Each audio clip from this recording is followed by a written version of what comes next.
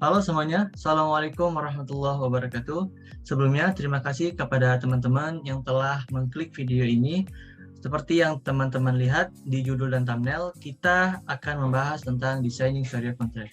Sebelumnya, perkenalkan, kami dari kelompok 9 yang akan menjelaskan tentang Designing Sharia Contract untuk memenuhi tugas mata kuliah perbankan syariah yang diampu oleh dosen kita, Bapak yang terhormat, Bapak Dr. Mutawalli SII MM. Semoga beliau selalu dalam keadaan sehat walafiat dan dalam lindungan Allah Subhanahu wa taala. Amin amin ya rabbal alamin. Sebelumnya, saya akan menjelaskan tentang kronologi penjelasan di video ini sebelum memasuki video pembahasan. Jadi, di video ini kita akan membahas dua soal. Yang pertama yaitu memahami desain syariah kontrak dengan menjelaskan secara detail dan dengan keadaan mata tertutup. Lalu di video soal pertama ini kita akan membagi 4 tugas. Jadi ada 4 poin, 2 poin akan dibawakan oleh saya, 1 poin akan dibawakan oleh Najal Sofwa, lalu poin terakhir akan dibawakan oleh Syifa Fauzia. Apa itu poinnya? Yaitu 4 karakteristik dari desain syariah kontrak. Yang pertama ada memahami karakteristik kebutuhan nasabah, lalu yang kedua ada memahami kemampuan nasabah, lalu yang ketiga memahami karakteristik sumber dana pihak ketiga bagi bank, dan yang terakhir memahami akad fikih yang tepat. Lalu di video kedua kita akan menjelaskan soal yang kedua, yaitu menjelaskan model desain syariah kontrak dengan tinjauan hukum syariah terkait proses, lalu pelaksanaan, dan hasil yang dicapai secara lengkap. Nah, video di soal kedua ini kita akan jelaskan lewat PPT dan dengan keadaan mata terbuka, tidak tertutup. Baik, itu aja teman-teman. Terima kasih. Langsung saja kita ke pembahasan berikutnya. Baik teman-teman, di video pertama ini saya akan menjelaskan tentang memahami karakteristik kebutuhan nasabah dan memahami kemampuan nasabah dengan mata tertutup.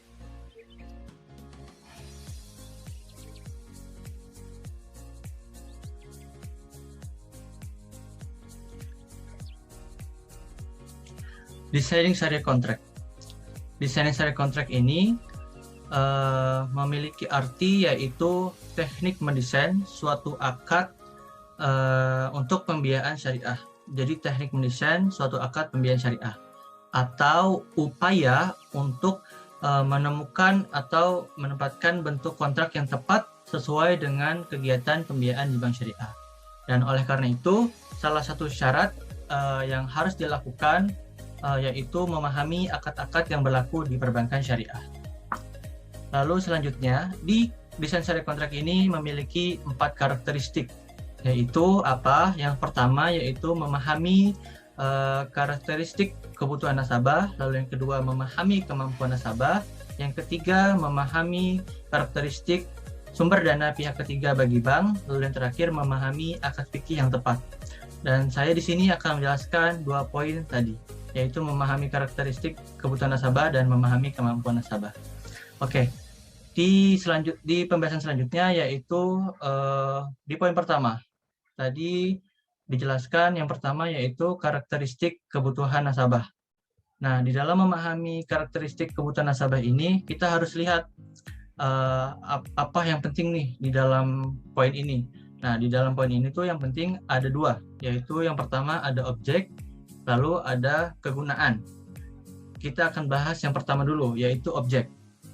Nah, di sini tuh objek yang dimaksud yaitu apabila si nasabah tersebut ingin melakukan pembiayaan syariah dan objeknya itu adalah berupa barang, maka kita harus lihat sebagai bankir atau pihak bank apakah barangnya itu ready stock atau good in process. Kalau ready stock itu maksudnya sudah siap, sudah ada stoknya. Nah, kalau good in process itu maksudnya adalah masih dalam tahapan proses pembuatan, seperti itu. Nah, sekarang kita lihat dulu nih di ready stock-nya. Ternyata barang yang diperlukan di sana si nasabah itu ready stock nih. Nah, maka pembiayaan yang tepat diberikan kepada si nasabah tersebut adalah pembiayaan murabahah. Apa itu pembiayaan murabahah? Pembiayaan murabahah itu adalah pembiayaan akad jual beli yang dimana ada pihak nasabah dan pihak bank, dan si nasabah tersebut membeli sesuatu terhadap bank, lalu si bank menjual barang sesuatu terhadap si pihak nasabah dengan harga margin tertentu. Contoh misal, si A ingin membeli motor terhadap pihak bank. Nah, lalu si bank sudah siap nih, sudah ada stoknya. Belinya 20 juta misalnya si bank ini. Lalu dijual kembali ke nasabah dengan harga 25 juta. Maka harga margin yang didapat keuntungan oleh si bank ini adalah 5 juta. Nah, si pihak nasabah ini perlu tahu keuntungan dari pihak bank itu sebesar apa, seperti itu. Inilah pembiayaan murabahah. Lalu jika barang tersebut tidak ready stock, ternyata good in process. Kalau good in process masih dalam tahapan pembuatan atau proses dalam pabrik, berarti kita harus lihat nih barang tersebut jangka pendek apa jangka panjang waktu pembuatannya. Kalau dilihat dari jangka waktunya jangka pendek, maka pembiayaan yang bisa kita berikan adalah pembiayaan salam. Apa itu pembiayaan salam? Pembiayaan salam adalah akad jual beli di mana si nasabah memesan sesuatu kepada pihak bank, lalu harus menunggu dalam beberapa kurun waktu tertentu. Nah, di sini disebutkan jangka waktunya kan tadi pendek, maka semisal jangka pendek itu di bawah 6 bulan seperti itu. Di jangka waktu 6 bulan ini, maka ini bisa diberikan pembiayaan salam. Misal, si A ini membeli motor, tapi barangnya belum tersedia karena pesanan dari orang nasabah ini belum tersedia, jadi harus nunggu 2 bulan, semisal seperti itu. Nah, maka si nasabah tersebut harus menunggu 2 bulan baru bisa mengambil barangnya.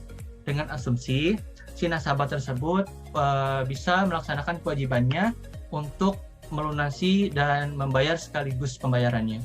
Seperti itu. Lalu bagaimana kalau ternyata barang tersebut jangka waktunya jangka panjang?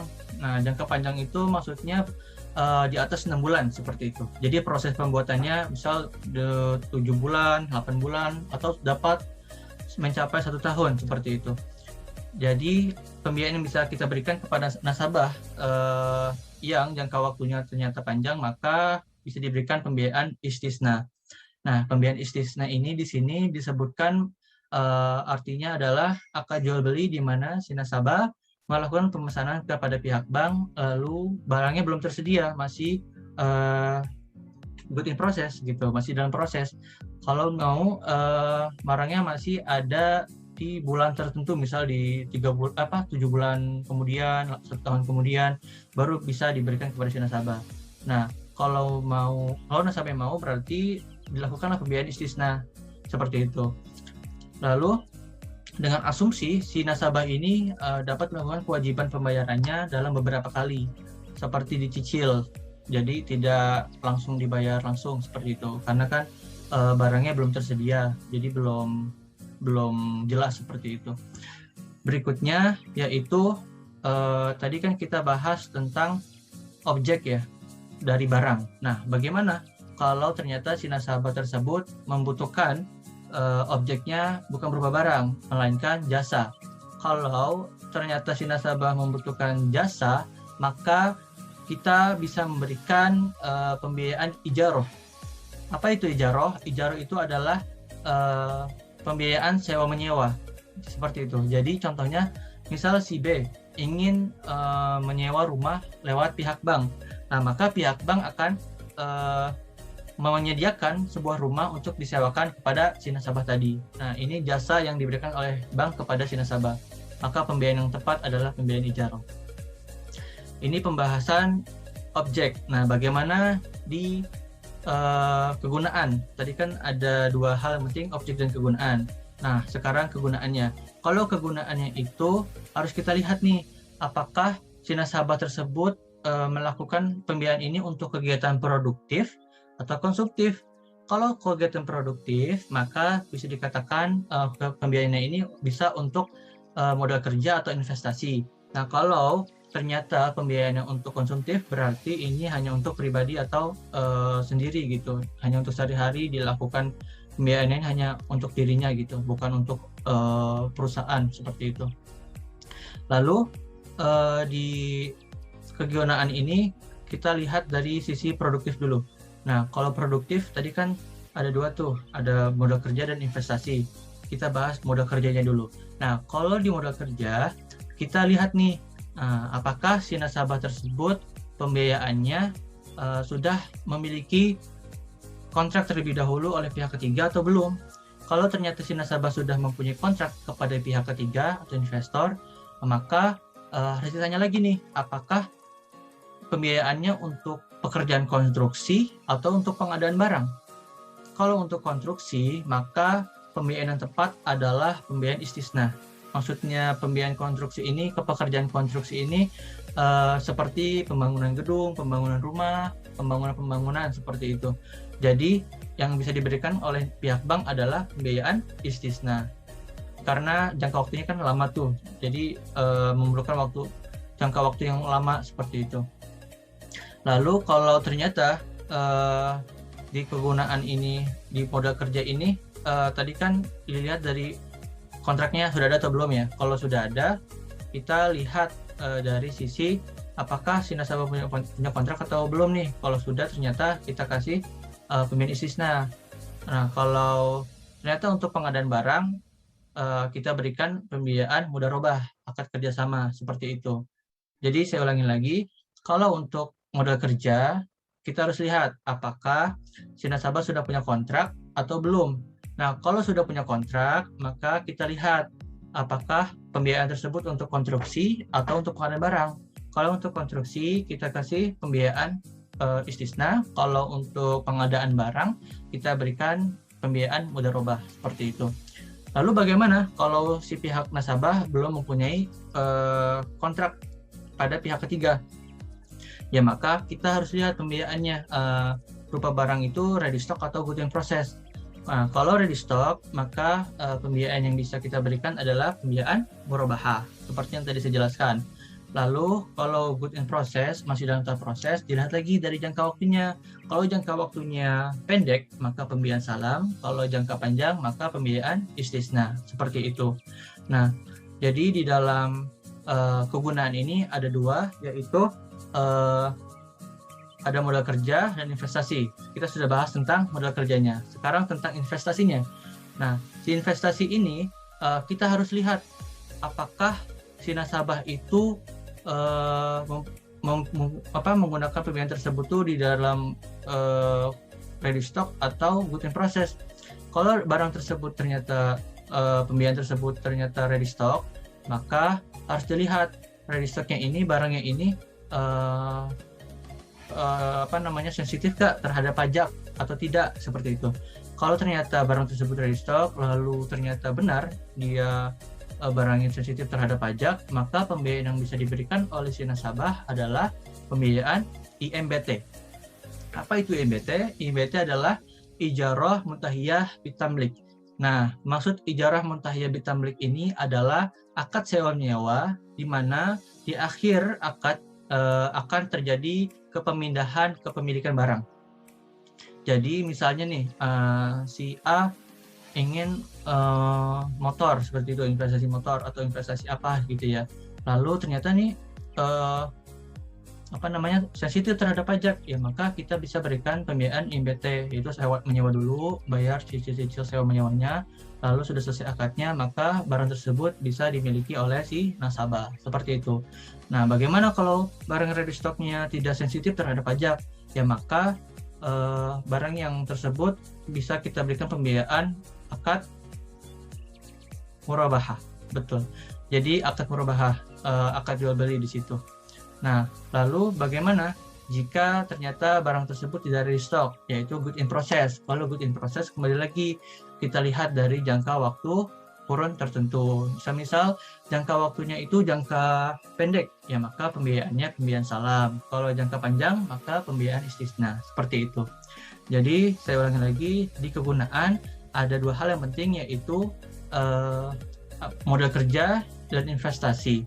Jadi di modal kerja kita lihat tadi harus dilihat dari kontraknya sudah ada atau belum. Lalu kalau sudah ada, berarti konstruksi atau pengadaan barang, seperti itu. Dan kalaupun misalnya tidak ada pihak ketiga, maka ya kita lihat lagi ready stock atau good in process. Lalu di investasi sama, kita lihat barang tersebut ready stock atau good in process. Kalau ready stock, ya maka kita lihat barangnya apakah sensitif terhadap pajak atau tidak, seperti itu. Kalau nggak sensitif terhadap pajak, ya maka pembiayaannya kita bisa lihat dari good in process tadi, jangka kurun waktunya kita lihat seperti itu. Lalu selanjutnya di pembahasan poin kedua, yaitu memahami tadi kan kegiatan produktif ya di kegunaan ini, poin kedua ini. Sekarang konsumtif ya. Kalau produktif tadi untuk modal kerja dan investasi, lalu poin kedua ini untuk konsumtif, yaitu untuk diri pribadi atau diri sendiri. Semisal, jika pembiayaan barang tersebut untuk kegiatan pembiayaan yang dimana si nasabah memerlukan motor seperti itu, maka harus dilihat nih apakah barang tersebut ready stock atau tidak, atau good in process nih. Nah, kalau ready stock, maka pembiayaan yang bisa kita berikan kepada si nasabah adalah pembiayaan murabahah. Betul. Murabahah itu pembiayaan akad jual beli di mana si nasabah membeli barang tersebut kepada pihak bank, lalu pihak bank menjualnya terhadap nasabah dengan margin tertentu. Lalu bagaimana kalau ternyata barang tersebut tidak ready stock, malah good in process nih, masih dalam proses, masih dalam tahapan pembuatan, ya maka harus dilihat lagi dari jangka waktu kurun tertentunya. Misal jangka pendek, ya maka kita berikan pembiayaan salam. Kalau jangka panjang, maka pembiayaan istisna. Kembali lagi saya jelaskan, pembiayaan salam ini berarti jangka pendek, semisal di bawah 6 bulan, seperti itu. Jadi barangnya baru tersedia di bulan kedua kah, bulan ketiga kah, bulan keempat kah, baru bisa diambil. Dengan asumsi si nasabah tersebut bisa melaksanakan kewajibannya membayar dengan sekaligus, seperti itu. Lalu kalau jangka panjang, yaitu istisna, tadi pembiayaan istisna ini dimaksudkan adalah akad jual beli di mana si nasabah memesan barang terhadap bank yang akan diproses nanti, misal 1 tahun kemudian, 6 bulan kemudian, lalu 7 bulan kemudian, seperti itu. Pokoknya di atas 6 bulan. Nah, lalu pembiayaan ini disebut pembiayaan istisna, seperti itu. Dengan asumsi si nasabah tadi harus melakukan pembayaran beberapa kali, semisal dicicil, seperti itu. Oke, baik. Sekarang kita ke karakteristik yang kedua, yaitu memahami kemampuan nasabah. Di dalam memahami kemampuan nasabah ini sangat penting. Kenapa teman-teman? Karena kemampuan nasabah ini harus kita ketahui, harus diketahui oleh pihak bank nih.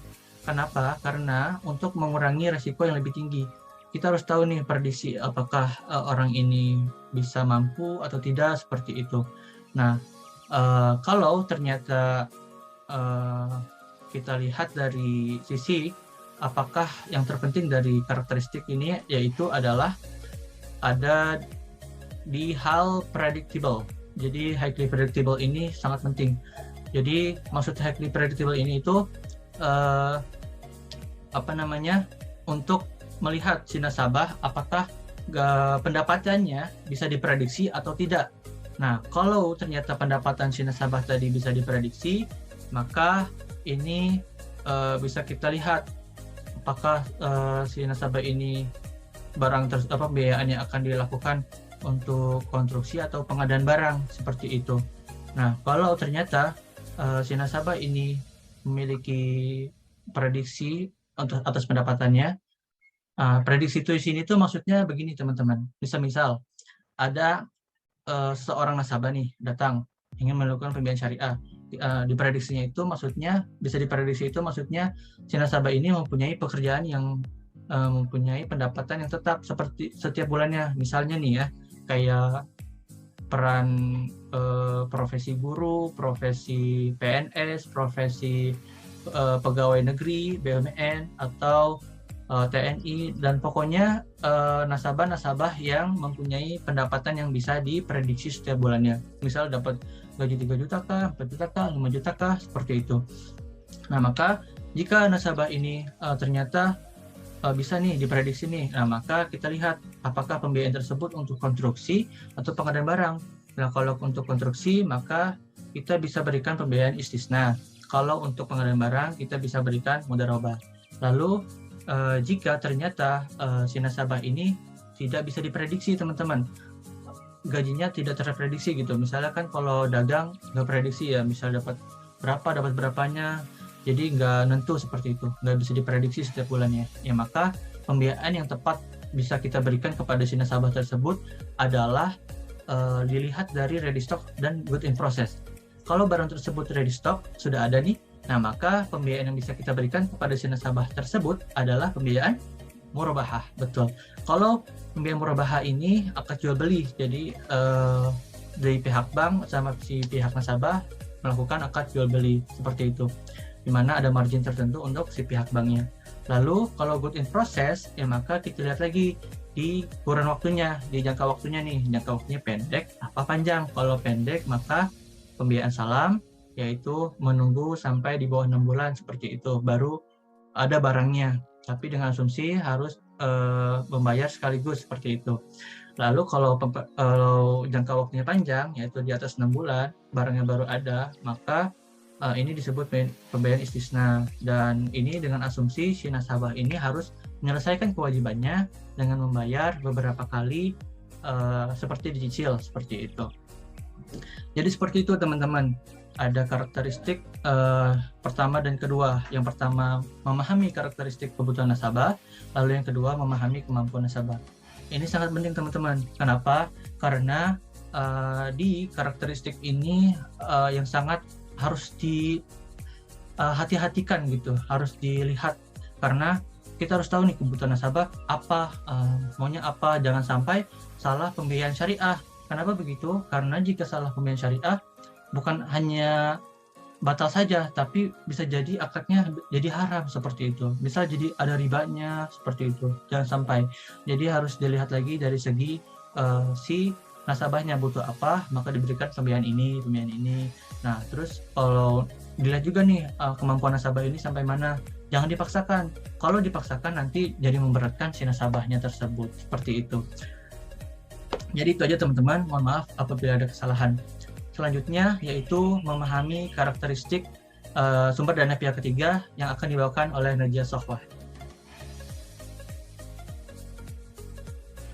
Teknik ketiga dalam syariah kontrak. Dalam desain syariah kontrak adalah memahami karakteristik sumber dana bagi pihak bank.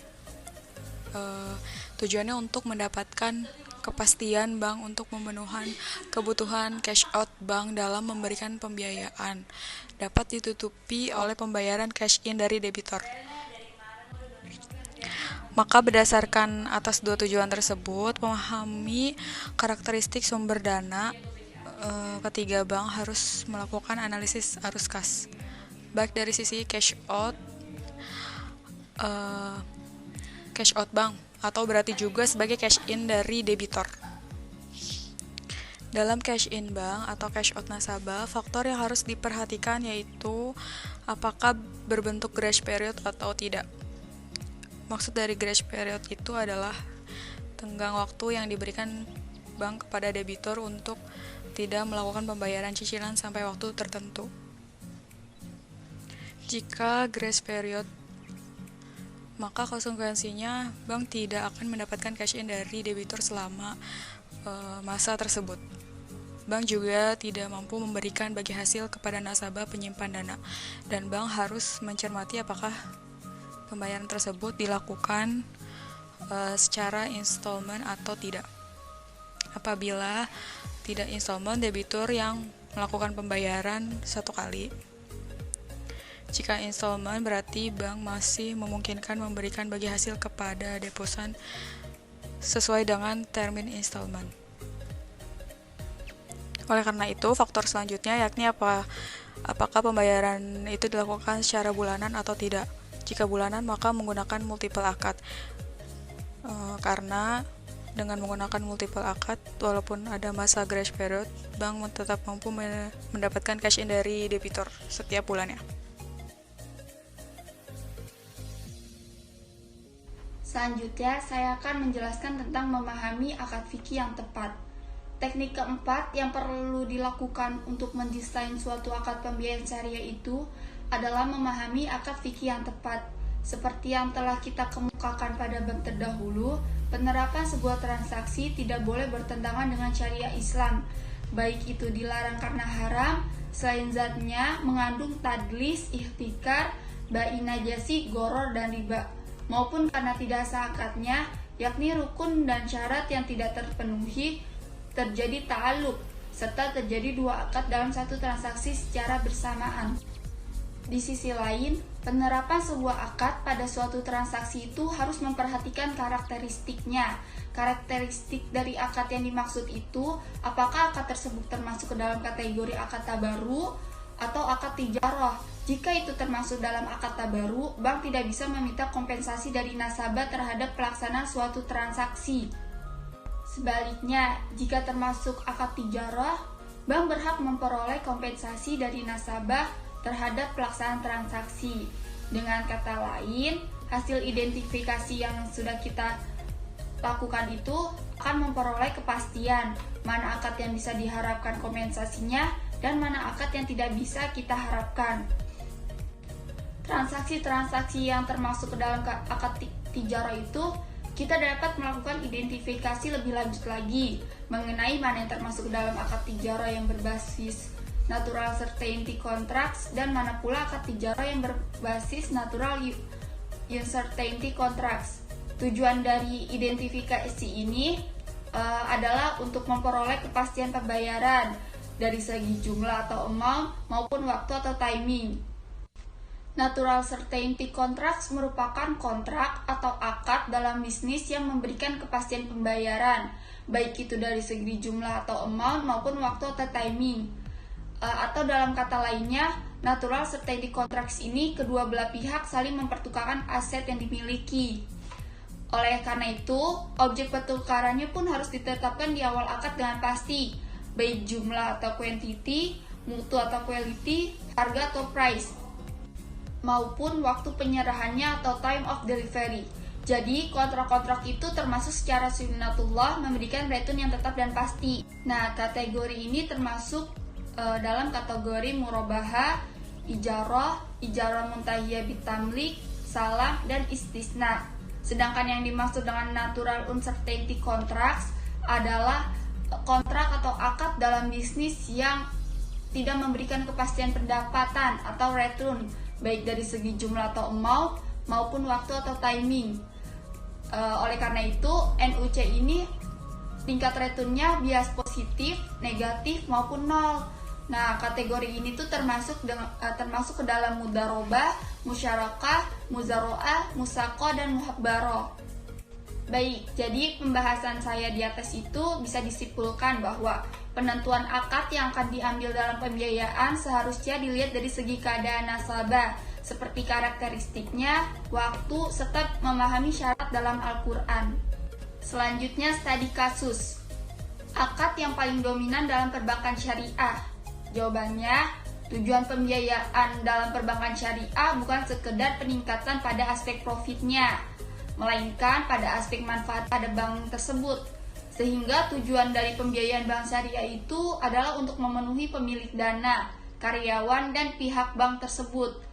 Di dalam praktek perbankan syariah itu, terlebih pembiayaan yang sering digunakannya adalah akad murabahah. Alhamdulillahirrahmanirrahim. Telah selesai video pertama kita menjelaskan tentang desain syariah kontrak dengan mata tertutup. Selanjutnya kita akan membahas soal kedua, yaitu menjelaskan model desain syariah kontrak dengan tinjauan hukum syariah terkait proses, pelaksanaan, dan hasil yang dicapai secara lengkap. Nah, video ini akan dijelaskan dengan PowerPoint dan akan dijelaskan masing-masing kelompok. Yang pertama akan dijelaskan oleh Syifa Fauzia, lalu yang kedua oleh Sohwa, dan yang ketiga oleh saya sendiri, Muhammad Fikri. Baik, langsung saja ke video pembahasan berikutnya.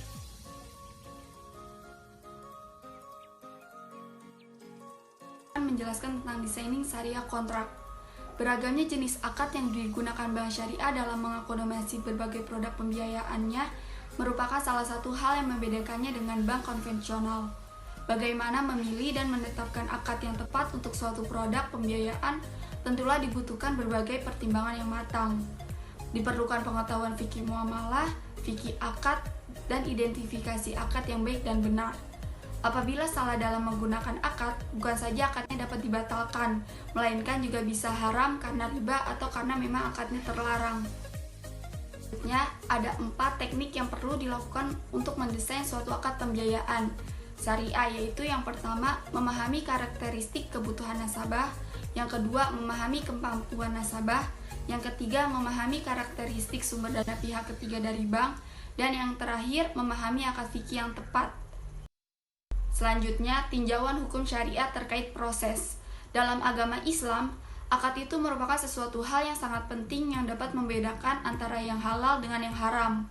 Walaupun suatu pekerjaan yang sama dilakukan, tetapi tanpa adanya kontrak atau perjanjian terlebih dahulu, maka perjanjian itu bisa menjadi sesuatu yang dilarang. Begitu dalam syariat Islam diatur bagaimana mendesainin sebuah akad yang ada pada perbankan syariah agar sesuai dengan apa yang telah ditetapkan oleh syariat, seperti bagaimana menggunakan fikih yang tepat untuk sebuah akad. Proses tersebut terlihat dari 4 karakteristik yang sudah dijelaskan di awal, mulai dari memahami karakteristik kebutuhan nasabah, memahami kemampuan nasabah, memahami karakteristik sumber dana pihak ketiga bagi bank, dan memahami akad fikih yang tepat. Hukum perbankan syariah adalah segala sesuatu yang menyangkut tentang bank yang memenuhi prinsip-prinsip syariah dan memiliki peraturan-peraturan yang harus dilaksanakan. Gagasan awal perbankan syariah adalah ingin membebaskan diri dari mekanisme bunga atau non-ribawi. Maka dengan adanya 4 karakteristik tadi, kita bisa mengetahui tahapan hukum syariah yang diterapkan oleh perbankan syariah. Sangatlah efektif dalam menanggulangi proses berjalannya suatu akad yang sesuai dengan si nasabahnya.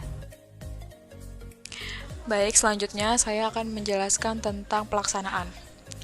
Pelaksanaan model desain syariah kontrak terdapat di 4 karakteristik tadi, yaitu di poin pertama, memahami kebutuhan nasabah. Di dalam pelaksanaannya dijelaskan bahwa pembiayaan syariah harus dilihat dari segi objek dan kegunaan. Di poin kedua yaitu memahami kemampuan nasabah. Di dalamnya dijelaskan pelaksanaan pembiayaan harus dilihat dari segi sumber pendapatan nasabah yang dapat diprediksi atau tidak. Di poin ketiga yaitu memahami karakteristik sumber dana bagi pihak ketiga bagi bank. Menjelaskan pemahaman dalam karakteristik nasabah sangat berpengaruh apakah pembiayaan yang akan dilakukan dapat terlaksana atau tidak dengan melihat apakah di nasabah dapat meneruskan pembiayaan tersebut atau tidak. Di poin keempat yaitu memahami akad fikih yang tepat. Pelaksanaan suatu pembiayaan harus dengan akad yang jelas dan benar agar terhindar dari kesalahan-kesalahan yang tidak diinginkan dalam akad yang akan digunakan seperti tadlis, ikhtisar, bai, najasi, goror, dan riba agar tidak terjadi kesalahan dalam akad. Selanjutnya, pelaksanaan. Jadi, menurut pembahasan tentang pelaksanaan dapat disimpulkan dalam penentuan akad di setiap pembiayaan syariah yang akan diambil dalam pembiayaan. Seharusnya dilihat dari segi kebutuhan nasabah, keadaan nasabah, kemampuan nasabah, akad yang tepat, serta memahami syarat dalam Al-Quran. Dalam desain syariah kontrak, terdapat beberapa akad diantaranya. Yang pertama, pembiayaan murahabah, pembiayaan salam, pembiayaan istisna, pembiayaan mudharabah, pembiayaan ijarah, dan yang terakhir ada pembiayaan IMBT atau ijarah muntahiyah bin tamlik. Selanjutnya pengertian dari pembiayaan syariah yang tadi yaitu yang pertama, pembiayaan murahabah. Murahabah adalah perjanjian jual beli antara bank dengan nasabah. Bank syariah membeli barang yang diperlukan nasabah, kemudian menjualnya kepada nasabah yang bersangkutan sebesar harga perolehan ditambah dengan margin keuntungan yang disepakati atau bank syariah dan nasabah. Yang kedua ada pembiayaan salam, merupakan pembiayaan yang dengan prinsip syariah dengan menggunakan akad jual beli barang pesanan dengan menangguhkan pengiriman oleh penjual dan pelunasannya dilakukan segera oleh pembeli sebelum barang pesanan tersebut diterima sesuai dengan syarat-syarat tertentu. Yang ketiga ada pembiayaan istisna, yaitu penyediaan dana dari bank kepada nasabah untuk membeli barang sesuai dengan pesanan nasabah yang menegaskan harga belinya kepada pembeli atau nasabah, dan pembeli atau nasabah membayarnya dengan harga yang lebih sebagai keuntungan bank yang disepakati. Yang keempat ada pembiayaan mudharabah. Pembiayaan mudharabah adalah akad kerjasama antara bank selaku pemilik dana atau sahibul mal dengan nasabah selaku mudharib yang mempunyai keahlian atau keterampilan untuk mengelola suatu usaha yang produktif dan halal. Hasil keuntungan dari penggunaan dana tersebut dibagi bersama berdasarkan nisbah yang disepakati. Selanjutnya ada pembiayaan ijarah, yaitu pemindahan hak guna suatu barang dengan pembiayaan biaya sewa dengan tanpa diikuti pemindahan kepemilikan atas barang tersebut. Singkat kata, ijarah berarti menyewa suatu tanpa maksud memiliknya. Yang terakhir ada pembiayaan IMBT, pemindahan hak guna suatu barang dengan pembiayaan biaya sewa dengan diikuti pemindahan kepemilikan atas barang tersebut. Singkat kata, IMBT berarti menyewa sesuatu dengan maksud memilikinya di akhir akad. Sekian, terima kasih. Bismillahirrahmanirrahim. Baik, terima kasih Sofwa. Selanjutnya saya akan menjelaskan tentang perbedaan akad dari segi kompensasi. Sebelum membahas perbedaan akad dari segi kompensasi, saya ingin menyentil sedikit tentang pembiayaan syariah yang dibahas Sofwa tadi. Pembiayaan syariah yang dibahas oleh Sofwa mengenai pembiayaan syariahnya yang ada di dalam karakteristik model desain syariah kontrak tadi. Kalau boleh jujur, saking banyaknya jenis akad yang disebutkan tadi itu jadi salah satu hal yang memusingkan para bankir syariah, apalagi nasabahnya. Kenapa tidak? Karena untuk satu produk saja terdapat beberapa alternatif akad yang dapat digunakan untuk perikatannya, seperti itu. Nah, sebaliknya, untuk satu jenis akad dapat digunakan untuk berbagai alternatif produk pembiayaan. Jadi unik gitu. Beragamnya akad di sini tuh juga salah satu yang jadi perbedaan antara bank konvensional dan bank syariah. Dan tambah uniknya lagi, banyaknya akad ini jadi buat bank syariah itu jadi salah satu tema pembicaraan untuk pengembangan bank syariah itu sendiri. Nah, lalu kita lanjut ke perbedaan akad dari segi kompensasi. Nah, di pembiayaan syariah tadi mengenai akad-akad yang sudah disebutkan Sohwa, di sini dilihat lagi dari perbedaan segi kompensasinya. Nah, pembiayaan syariah di sini itu terdapat dua, yaitu NCC dan NUC. Nah, maksudnya itu di sini tuh sebelum membahas NCC dan NUC-nya itu kita harus tahu. Jadi di penerapan akad pada transaksi juga harus memperhatikan nih karakteristiknya dari akad tabaru atau akad tijaroh. Nah, kalau akad tabaru itu artinya bank tidak boleh meminta kompensasi. Kalau akad tijaroh berarti si bank dapat mengharapkan kompensasi dari akad yang dilakukan oleh si nasabah. Nah, dalam mengidentifikasi akad tijaroh itu bagaimana gitu, dimana si bank ini boleh mengambil dana atau keuntungan dari akad yang digunakan. Nah, maka di sini harus dilihat ada dua hal yang perlu diperhatikan, yaitu apa? Nah, baru kita bahas ke NCC dan NUC. Apa ini NCC dan NUC? NCC ini Natural Continuity Contract, maksudnya adalah akad-akad yang memberikan kepastian pembayaran. baik secara jumlah maupun timing atau waktu. Jadi ini kita sebut NCC saja biar lebih gampang. Jadi NCC ini memberikan kepastian pembayaran. Jadi ini ada kepastian pembayarannya seperti itu. Nah, lingkupnya kita lihat. Bisa teman-teman lihat di poin pertama, yaitu ada kedua belah pihak saling mempertukarkan aset yang dimiliki.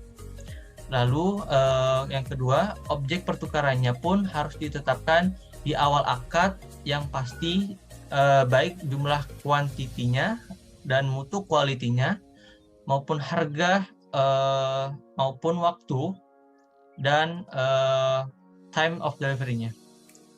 Jadi di NCC ini bisa dikategorikan sebagai akad yang memberikan kepastian pembayaran. Contohnya itu apa? Nah, golongan dari akad pembiayaan NCC ini yaitu ada murabahah, ijarah, ijarah muntahi bitamlik, salam, dan istisna. Seperti itu. Lalu ke pembahasan poin kedua tentang natural contingency contract. Maksudnya itu memberikan kepastian pendapatan. Jadi akad-akad yang tidak memberikan kepastian pendapatan seperti itu. Jadi di sini tuh artinya bisa teman-teman lihat di poin pertama, yaitu ada kontrak atau akad dalam bisnis yang tidak memberikan kepastian. Jadi di sini tuh tidak memberikan kepastian pendapatannya seperti itu. Jadi baik dari segi jumlah ataupun waktunya, si NUC ini tidak bisa memberikan kepastian pendapatan. Jadi bisa jadi tuh tingkat pendapatannya atau tingkat returnnya bisa positif, bisa negatif, dan juga bisa nol, nggak dapat apa-apa seperti itu. Nah, biasanya nih NUC ini akad-akad pembiayaannya yaitu akad kerjasama. Seperti apa golongan akadnya? Seperti golongannya itu mudharabah, musyarakah, muzaroah, musakoh, dan mukarobah. Kenapa di pembahasan model desain syariah kontrak ini dibahas tentang NCC dan NUC? Karena ini menyangkut tentang proses dari pembiayaan syariahnya tersebut, seperti itu. Jadi si mudharabah ini ya tidak bisa memberikan pendapatan, kepastian pendapatan seperti itu maksudnya. Lalu kalau NCC juga salah satu hal yang bisa memberikan kepastian pembayarannya seperti itu. Jadi ada dua hal dari perbedaan akad dari segi kompensasinya. Lalu selanjutnya mengenai tentang hasil yang dicapai secara lengkap.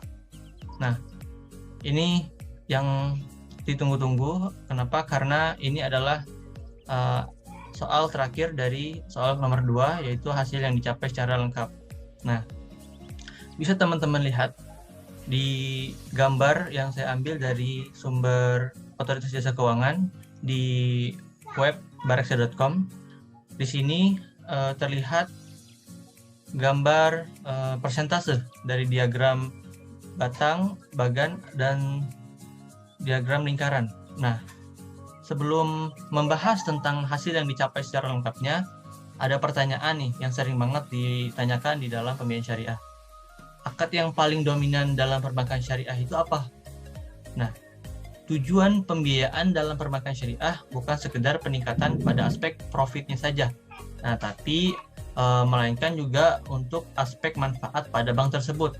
Sehingga tujuan bank adalah untuk memenuhi pemilik dana, karyawan, dan pihak bank tersebut. Nah, dalam praktik di perbankan syariah ini, dalam pembiayaannya yang paling sering digunakan adalah pembiayaan murabahah. Seperti yang ada di gambar yang teman-teman lihat, murabahah ada di atas dan memiliki persentase yang paling tinggi. Oke, selanjutnya kita bahas tentang gambarnya. Di OJK ini mencatat di bulan per Juni 2020 perihal pembiayaan yang disalurkan PYD. Nah, PYD itu apa sih? Bagi teman-teman yang nggak tahu PYD itu adalah pembiayaan yang diberikan. Jadi pembiayaan yang diberikan atau pendanaan yang diberikan oleh suatu pihak bank kepada pihak lain atau nasabah untuk membantu kebutuhan nasabah dalam bentuk konsumtif atau investasi seperti itu. Nah, di gambar sini tuh mayoritas 45,02% ada di konsumsi. Bisa teman-teman lihat di bagian lingkaran, di diagram lingkaran ini konsumsinya 45,02%. Sangat besar sekali. Terus disusul dengan modal kerja 31,60%, investasinya 23,38%, dan ini termasuk jenis penggunaan yang banyak di dalam perbankan syariah. Lalu dilihat lagi dari segi akad. Nah, di segi akad ini yang paling banyak yaitu murabahah. Murabahah ini mencapai 45,80%. Disusul oleh akad musyarakah 45,0%, akad murabahah 3,022%, ada akad ijarah juga 2,46%, ada akad istisna 0,61%. Lalu di sektor mayoritas 5 sektor mayoritas ini ada di rumah tangga sebesar 39,07%, dan perdagangan besar dan eceran 10,28%, lalu yang ketiga konstruksi 8,98%, dan industri pengolahan 7,37%, perantaran keuangan 4,92%. Jadi kesimpulan dari gambar yang saya tunjukkan kepada teman-teman yaitu adalah bukti dari hasil yang dicapai oleh pembiayaan yang diberikan kepada si nasabah. Bisa dilihat oleh teman-teman akad murabahah. Akad murabahah bisa sampai 45,80%. Masya Allah. Lalu di bagian konsumsi juga termasuk bagian yang besar sampai 45,02%. Kalau teman-teman telaah di video pertama saya yang saya jelaskan dengan mata tertutup, dijelaskan di situ tentang karakteristik kebutuhan nasabah. Jadi di memahami karakteristik kebutuhan nasabah itu ada dua, yaitu objek dan kegunaan. Nah, di bagian objek itu bisa teman-teman lihat di bagian konsumtif. Nah, kalau di bagian kegunaan bisa teman-teman lihat juga di bagian produktif dan konsumtif juga. Nah, kalau di produktifnya teman-teman bisa pahami di video pertama tentang modal kerja dan investasi. Jadi kalau di kegunaan ini tuh dibagi lagi, ada produktif dan konsumtif, dan di produktif yaitu ada modal kerja dan investasi. Di sini modal kerja mencapai 31,60% dan investasi mencapai 23,38%. Dan akad-akad pembiayaan yang ada di dalam desain syariah kontrak pun ada diantaranya akad murabahah, akad ijarah, akad istisna, dan lain-lainnya yang termasuk 0,24% seperti yang digambar tersebut. Jadi seperti itu teman-teman dari hasil yang dicapai secara lengkap bagi perbankan syariah. Lalu slide selanjutnya mengenai aset dan market share perbankan syariah meningkat di masa pandemi. Sama, gambar yang saya ambil di sini adalah sumber otoritas jasa keuangan di web barista.com tentang market share perbankan syariah. Di sini bisa teman-teman lihat market share perbankan syariah itu meningkat menjadi 6,18%. Dan porsi marketnya itu terbagi menjadi 3, yaitu ada bank umum syariah, ada unit usaha syariah, dan bank pembiayaan rakyat syariah. Di mana di bank umum syariah itu terdapat persentase sebesar 65,33%. Lalu di unit usaha syariah sebesar 32,17%, dan di bank pembiayaan rakyat syariah terdapat persentase 2,50%. Hal ini bisa menjadi bukti sebagai pencapaian dari pembiayaan syariah terhadap nasabah di masa pandemi ini. Jadi ini diambil di bulan Juni 2020 di saat masa pandemi sedang meningkat-tingkatnya. Dan Bank Syariah bisa membuktikan pencapaian hasil dari pembiayaan syariah yang ia berikan kepada nasabah bisa mencapai persentase yang tinggi. Lalu selanjutnya kesimpulan. Jadi kesimpulan dari video kali ini bisa teman-teman pahami juga pastinya. Inti dari pembahasan desain syariah kontrak ini yaitu bentuk kontrak yang tepat seperti itu ya, bentuk kontrak yang tepat untuk untuk memenuhi suatu kegiatan di pembiayaan di dalam bank syariah. Jadi lebih singkatnya, desain syariah kontrak itu adalah teknik mendesain suatu akad pembiayaan syariah. Jadi akadnya itu didesain gitu. Bagaimana karakteristiknya, bagaimana memahaminya seperti itu. Dan teman-teman juga tahu saat mendesain suatu akad pembiayaan syariah ada 4 teknik yang perlu dilakukan. Yang pertama apa? Yang pertama, memahami karakteristik kebutuhan nasabah. Yang kedua, memahami kemampuan nasabah. Yang ketiga, memahami karakteristik sumber dana pihak ketiga bagi bank. Yang keempat, memahami akad fikih yang tepat. Jadi, simpul di sini itu kita harus paham betul mengenai si nasabah. Jadi jangan sampai pihak bank tidak bisa memahami karakteristik yang ada di model desain syariah kontrak ini. Kenapa tidak? Karena kalau tidak tahu, ini bisa berisiko fatal atau berisiko tinggi. Kenapa? Karena hal yang menjadi krusial dan sensitif di perbankan syariah adalah memahami si nasabahnya tersebut. Kalau kita tidak mampu mengetahui tentang kebutuhan nasabahnya, nanti salah akad jadi masalah di situ. Dan kalau kita tidak tahu kemampuan dari si pihak nasabah terkait dari pembiayaannya, nanti jadi memberatkan si nasabahnya. Dan kalaupun kita tidak memahami karakteristik sumber dana pihak ketiga atau investor, nah itu jadi permasalahan lagi. Apalagi yang terakhir, memahami akad fikih yang tepat tidak kita ketahui. Nah itu masalah besar. Kenapa? Karena akad fikih yang tepat itu sangat penting, karena disitulah kunci dari akad terjadi di perbankan syariah. Harus benar gitu, jangan sampai salah, karena kalau salah bisa jadi bukan hanya akadnya saja yang batal, tapi bisa jadi haram hukumnya. Seperti itu.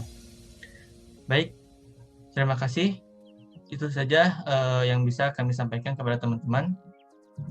Sekarang kita ke video penutupan berikutnya.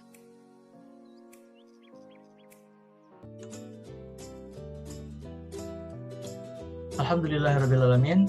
Terima kasih kepada teman-teman yang telah menonton video kami sampai akhir dan menyimaknya sampai akhir. Kami sangat berterima kasih. Semoga video kali ini bisa bermanfaat bagi teman-teman. Dan kami juga minta maaf kepada teman-teman apabila terjadi kesalahan dan kekurangan di dalam penjelasan video kali ini.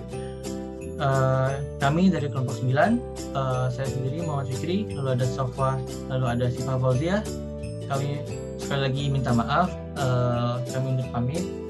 Semoga berkah ilmunya, semoga manfaat ilmunya. Barakallahu fikum. Assalamualaikum warahmatullahi wabarakatuh.